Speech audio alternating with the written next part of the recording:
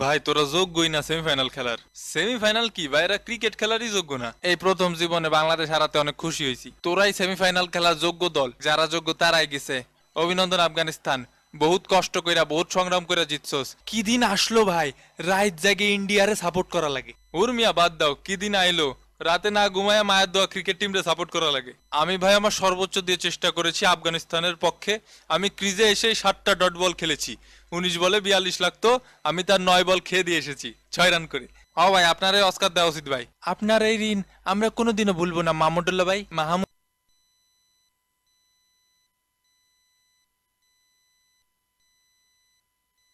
আসছে। এ নাসুম, তুই কি করছিস? উনি একা চেষ্টা করিছে, এই ম্যাচে আমি আমার সর্বোচ্চ দিয়ে চেষ্টা করেছি। আমি কি কম চেষ্টা করেছি ভাই বাংলাদেশের ডুবানোর? না না, আমরা কেউই কম চেষ্টা করিনি, পুরাই দলগত প্রচেষ্টা। এইভাবে এগিয়ে যেতে থাকলে একদিন আমরা বিশ্ব সেরা রেকর্ড করব। একমাত্র আজকে লিটন ভাই খামখেয়ালি খেলা খেলিছে। আমার যে দেখে কিরাম রাগ হচ্ছিল সাকিব ভাই, আমি কিছু করতে পারতেছিলাম না। বেঞ্চে বসে আইসে আমি আউট তো হয়ে গেছি, আউট হয়ে আমি বসে নোক কামড়াচ্ছি। আমাকে সবার বিপক্ষে যাইয়ে 50 করেছে। কত করে বললাম যে ভাই সেমিফাইনালে যাবো না, সেমিফাইনালে যাবো না, উনি তাও এরকম একটা কাজ করলো। উনি বাংলাদেশ ক্রিকেটের শত্রু ভাই। ভাই ওসব বাদ দেন, বাংলাদেশ অল আউট আর লিটন দাস নট আউট, এটা দেখছেন? অরে ভাই দেখিছি। এই জিনিস দেখার আগে আমার চোখ কানা হয়ে গেল না কেন? মুস্তাফিজ আর লিটন দাস একসাথে ব্যাটিং করতেছে নবম উইকেটে, এই আমাদের পরম পাওয়া, পরম সৌভাগ্য। এটাই তো আমাকে বিশ্বকাপ। ভাই এই ম্যাচে যে ড্রামা দেখলাম, মনে হইলো আজকে এই বিশ্বকাপের ফাইনাল দেখতেছি।